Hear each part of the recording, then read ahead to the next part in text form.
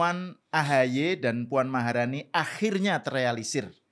Ini pertemuan yang penting ya, karena ditandai misalnya dengan hadirnya sejumlah pengurus DPP PDIP maupun Demokrat, dan juga sampai terbawa mimpi oleh Pak SBY. Jadi Pak SBY sampai nge-tweet tentang mimpi pertemuan yang antara Megawati, SBY, Jokowi gitu. Ada semacam harapan untuk rekonsiliasi atau apa. Nanti kita bicarakan lebih jauh.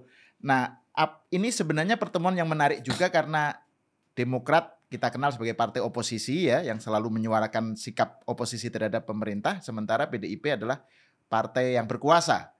Nah, ini pertemuan yang perlu untuk kita bahas secara lebih detail, kita kupas, dan bersama saya Bung Adi Prayetno, pengamat politik dari UIN Jakarta, dan juga Direktur Eksekutif Parameter Politik. Selamat datang ke Main TV lagi, Bung. Siap, Bang. Sebelum kita ngobrol soal AHY dan Puan, saya pengen tanya sebagai pengamat politik ya, pernah nggak kamu mimpi politik seperti seperti SBY gitu? Nggak pernah. Jadi itu yang bisa mimpi politik begitu mungkin harus presiden kali ya. Kayaknya SBY itu sebelum tidur dia baca sholawat. Oh. Mimpinya indah dan bagus. Iya betul, dan runtut gitu, koheren ceritanya itu. Oke, Bung Adi, bagaimana Anda melihat pertemuan AHY dengan Puan itu kemarin?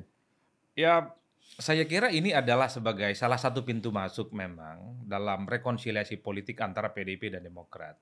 Ada yang menyebut islah politik, ada yang menyebut sebagai perdamaian politik.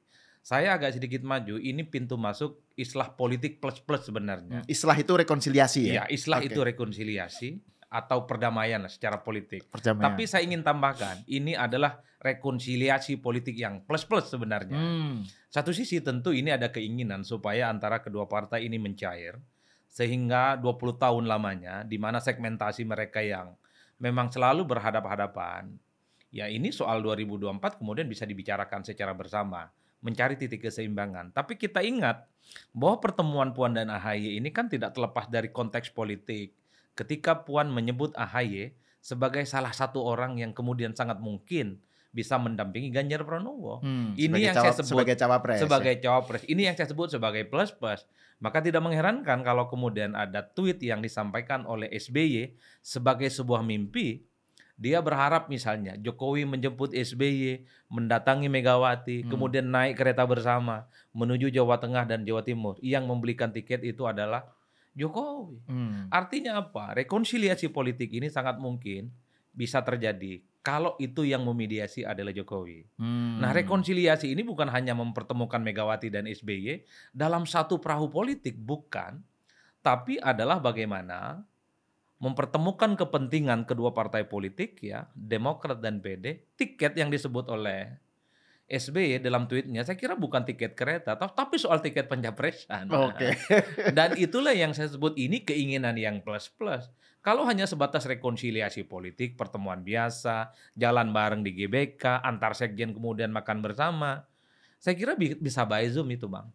Bisa by Zoom. Tapi kalau bicara tentang bagaimana kemungkinan rekonsiliasi dan berkoalisi di 2024, saya kira butuh pertemuan-pertemuan lanjutan. SBY dalam konteks itu perlu membuat tweet politik yang dihasilkan dari mimpi politiknya yang menurut saya cukup indah itu mimpi. Dalam tradisi umat Islam biasanya kan kalau mimpi indah, kalau nggak baca selawat, kalau nggak dia baca Yasin, biasanya baca doa-doa. Sebelum tidur. Sebelum tidur, makanya mimpinya indah. Dan memang kan di dalam pertemuan itu, di dalam press conference kan, Mbak Puan sama AHY juga bilang bahwa akan ada pertemuan lanjutan ya. Oh iya, artinya apa? Ini soal rekonsiliasi tentu tidak bisa sekali jadi. Harus ada kontinuitas yang perlu dilanjutkan di antara kedua pihak ini. Karenanya Puan dalam pertemuannya, AHY juga dalam pertemuannya selalu mengatakan, semoga ini bukan pertemuan yang terakhir, tapi akan ada pertemuan-pertemuan yang selanjutnya. Karena pertemuan yang pertama ini belum ada titik temu. Meski dalam posisi yang beda-beda, Demokrat di luar, sementara PDIP di dalam pemerintahan. Itu artinya ini sudah ada kode di mana sangat mungkin kedua partai ini bisa berkongsi di 2024. Ada satu diktum politik yang saya kira sampai saat ini tidak pernah diedit dan tidak ada yang bisa membantah. Dalam politik itu kan tidak ada permusuhan secara abadi. Yang abadi itu adalah kekuasaan dan kepentingan itu sendiri. Nah, ini menarik bicara soal kepentingan, Bung Adi ya. Kan kalau kita lihat konteks sebelumnya ya, kan ada di dalam koalisi perubahan itu kan ada ya gonjang-ganjing lah. Demokrat istilah Anda di diskusi kita sebelumnya mengintimidasi Nasdem agar mencawapreskan AHY. Kalau dikasih deadline lagi kan.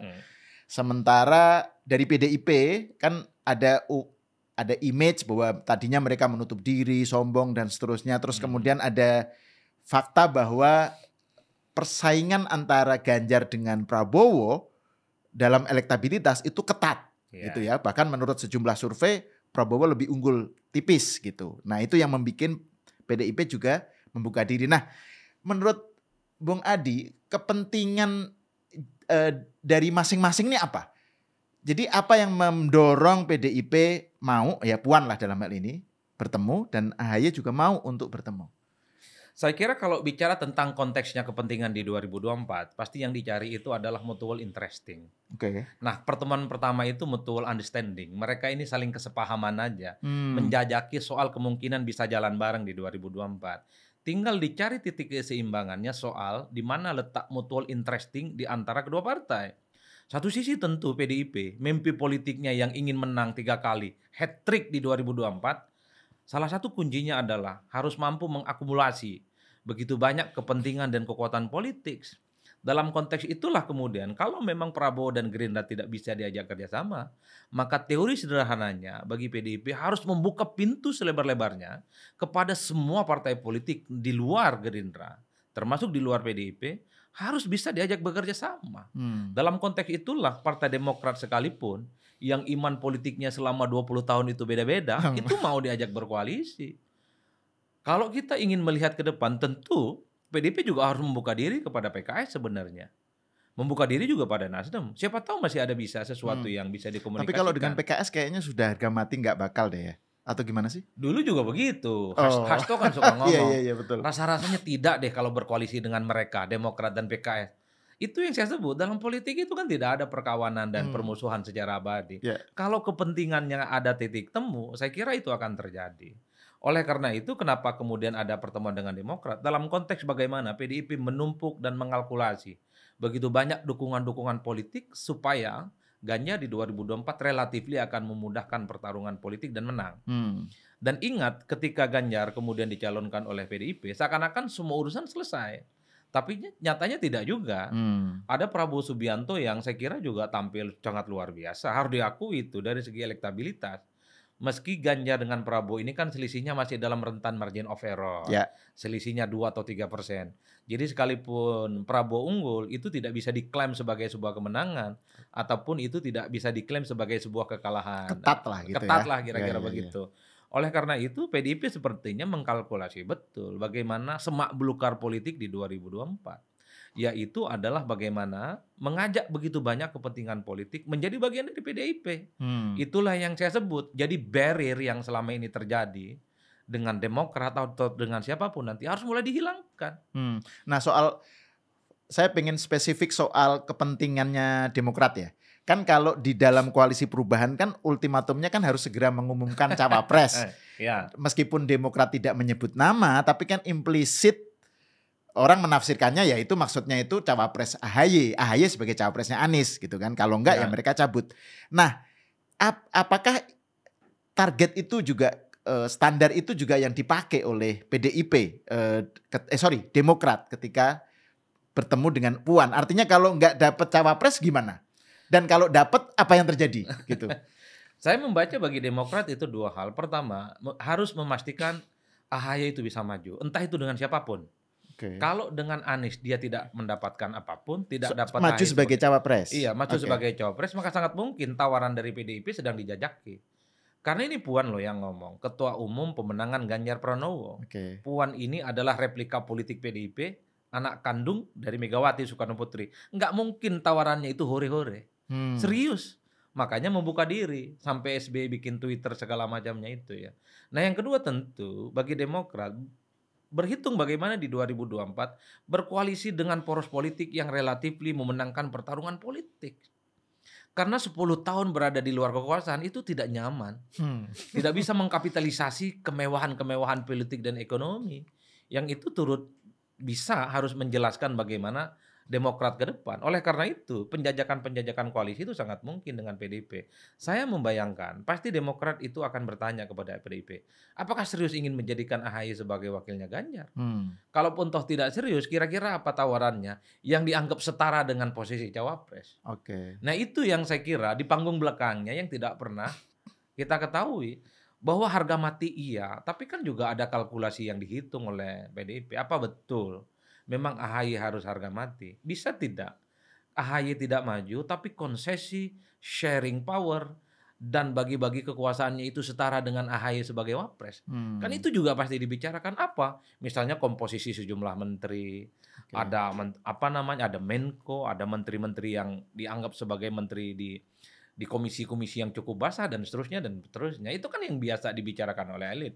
Artinya apa? Saya membaca, sekalipun AHY tidak bisa maju di 2024, bagi Demokrat ingin memastikan bahwa harus bergabung berkoalisi dengan koalisi yang memastikan kemenangan politik itu. Nah, Makanya tapi kenapa, mau dengan PDIP. Kenapa kalau dengan Anies atau Nasdem dia tidak, maksudnya dia lebih harga matinya itu ke cawapres? Maksudnya kalau kenapa nggak misalnya oke, nggak cawapres nggak apa-apa deh, tapi yang setara dengan menteri.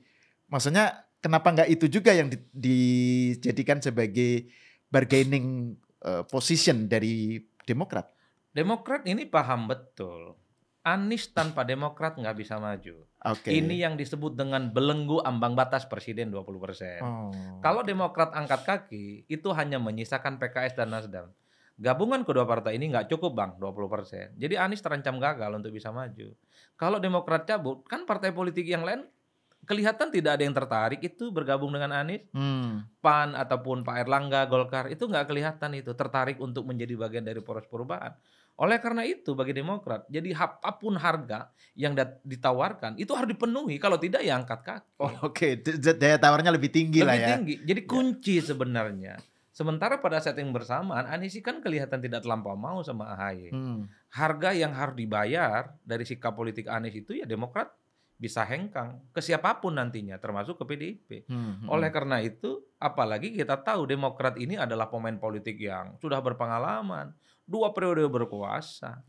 Bahkan kalau mau jujur saya lihat dari jauh gitu ya. Pasti SBY Demokrat itu akan mengatakan apa sih yang membuat Anies itu tidak mau sama AHY? Apa hebatnya Nasdem? Apa hebatnya Anies? Demokrat itu ada SBY, presiden 2 periode. Dan sampai sekarang kuat pertarungan politisnya. Dari segi elektabilitas kedua partai ini sama saja. Hanya beda 4 kursi kok perolehan pileknya di 2019 yang lalu.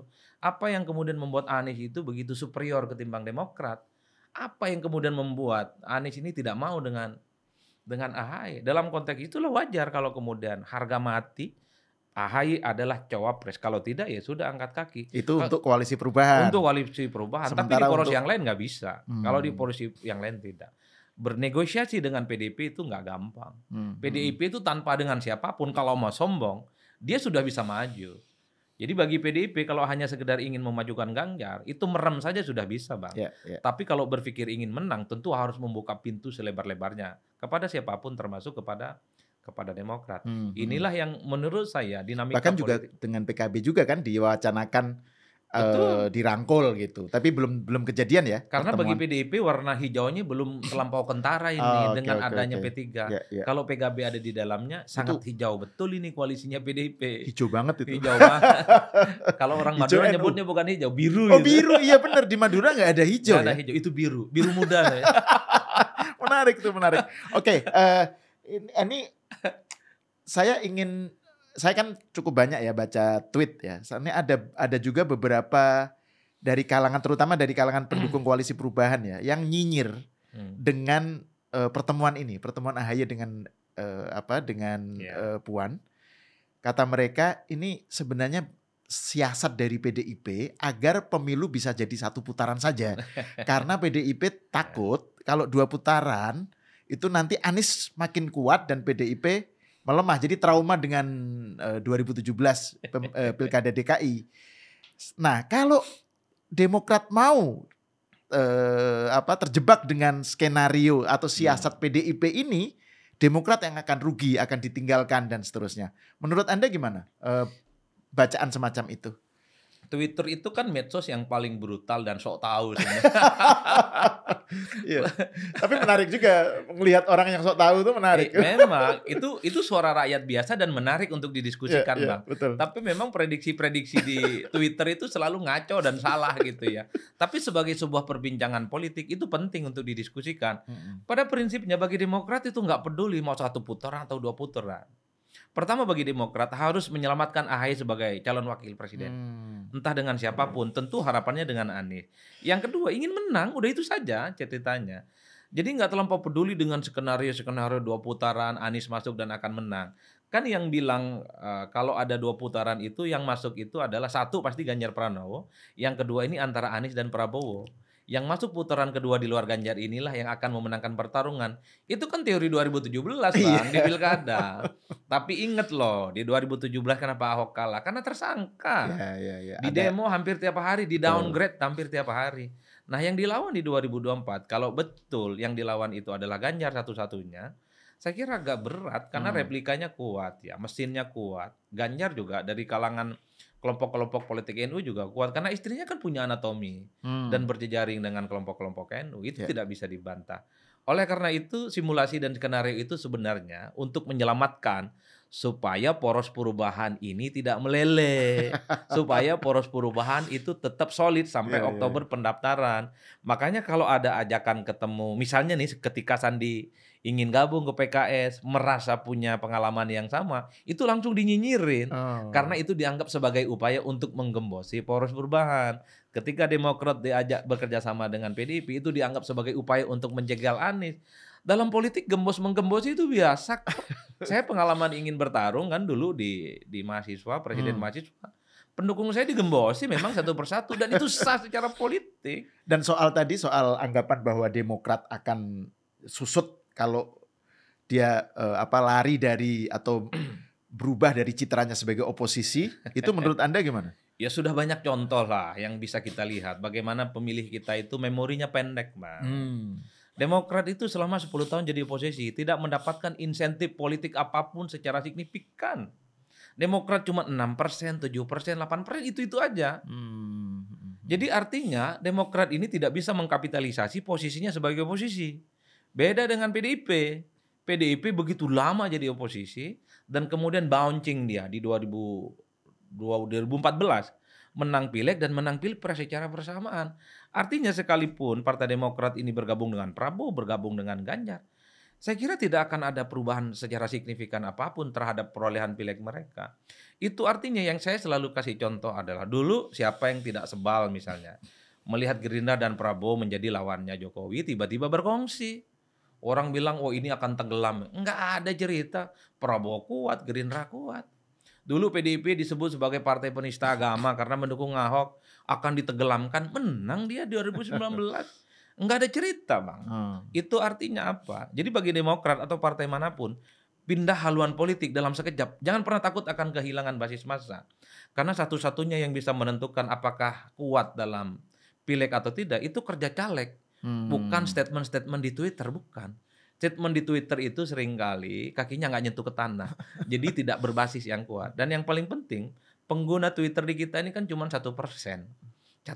Dan secara segmentasi pemilih itu tidak ada artinya. Tapi Twitter ini mampu mengonsolidasi pembicaraan-pembicaraan di elit. Makanya opininya begitu brutal. Iya, betul. Dan nah ini sebenarnya kelihatannya memang juga malah justru yang baper atau nggak siap itu mungkin ya, itu malah justru pendukung-pendukung masing-masing di medsos gitu ya. Misalnya gini, saya nggak bisa bayangin orang seperti Rahlan ya, yang kemarin nyinyir dengan Pak Jokowi kan bilang soal perlunya estafet kepemimpinan.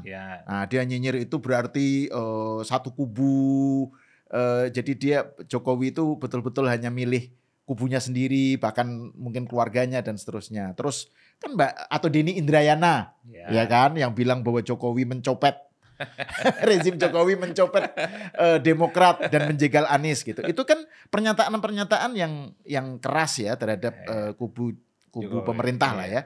di sisi lain pihak Jokowi juga kan melakukan serangan terhadap kubu Demokrat. Nah, ini ketika terjadi pertemuan tiba-tiba ya, bukan tiba-tiba lah, pertemuan yang menurut saya dramatis lah ya, secara signifikan dampaknya bagus gitu terhadap, bukan bagus, dampaknya inilah besar terhadap AHY, Demokrat dan PDIP.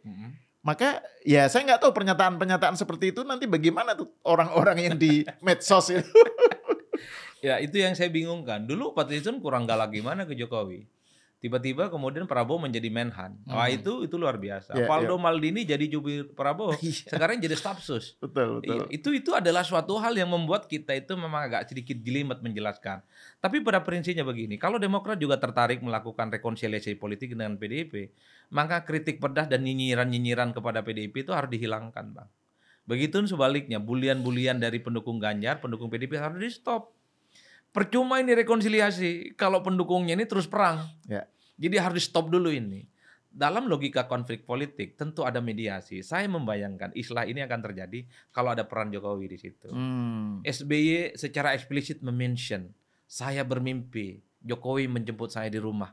Sama-sama mendatangi Megawati, naik kereta yang sama menuju Jawa Tengah dan Jawa Timur. Kita akan membayangkan yang bisa mempertemukan Megawati dan SBY dalam satu gerbong.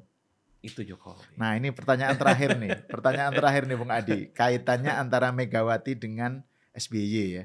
Kan kalau dalam pertemuan tersebut kan Mbak Puan bilang bahwa ada pesan dari Bu Mega lah supaya ketika bertemu itu banyak senyum, nggak usah tegang-tegang lah gitu. Sementara SBY juga men-tweet soal mimpi untuk adanya rekonsiliasi dalam kereta gitu kan. Nah ini kan pertemuan ini belum pernah terwujud ya, kecuali kayaknya ada momen-momen tertentu yang di luar politik ya, mereka bertemu. Tapi pertemuan empat mata antara SBY dengan Megawati itu menurut Anda akan terrealisir nggak dalam waktu dekat? Atau gimana menurut Bung Adi itu melihat dua tokoh ini? Bagi saya tweet SBY itu semacam proposal keinginan untuk bertemu dengan Megawati, Bang. Karena secara eksplisit disebutkan ingin satu gerbong dengan Megawati dan Jokowi. Dan itu harus dimainkan oleh Jokowi yang membelikan tiket bersama. Bagi saya itu proposal, Bang. Saya nggak tahu persis apakah itu mimpi betulan yang dibuat oleh SBY atau mimpi yang dikarang-karang. Nggak penting lah itu ya. Itu nggak penting. Tapi yang jelas ini sudah menjadi barang publik dan keinginan SBY transparan. Dia ingin bertemu dengan Megawati Soekarno Putri, bicara empat mata, sama-sama menyapa rakyat yang pernah dipimpin secara bersama-sama. Wah itu luar biasa. Nah tinggal tunggu nih. Di sisi lain juga bahwa Megawati memberi kesempatan kepada Puan untuk bertemu AHY itu kan juga sinyal ya dari pihak Megawati ya. Kalau nggak happy, kalau nggak ada chemistry nggak mungkin ada sinyal. AHY bisa ngomong sibuk lah, sibuk keliling Indonesia, sibuk nggak mau lah intinya apapun alasannya, sibuk lari, sibuk jogging dan semacamnya. Pertemuan itu saya kira adalah di mana pintu islah politik itu akan terbuka. Apalagi pertemuan Demokrat dan PDIP kan diawali dengan pertemuan antar dua sekjen. Ya, Hasto dengan Teguh Rifli Harsha itu baru kemudian landasan pacunya di GBK kemarin bertemu antara kedua anak presiden ini, Bang. Nah, plus pengurus DPP dari DPP kunci. Kedua partai kan. Nah, titik kunci rekonsiliasi yang sebenarnya yang ingin dilihat oleh publik itu adalah pertemuan Megawati Soekarno Putri dengan SBY. Wah, kalau ini yang terjadi dan betul terjadi di 2024 berkoalisi, saya kira tak usahlah pemilu itu. Sudah ketahuan siapa yang menang gitu loh, Pak. Tentu tidak mau ingin mendahului kehendak Tuhan lah. Ini kan poros kongsi politik yang besar gitu ya. Ini kubu Cikias, ini kubu Teguh Umar. Orang tahu ini sama-sama kingmaker yang besar lah. Oke, terima kasih Adi Prayetno atas diskusinya. Pemirsa, sampai di sini dulu, kita bertemu lagi di episode selanjutnya.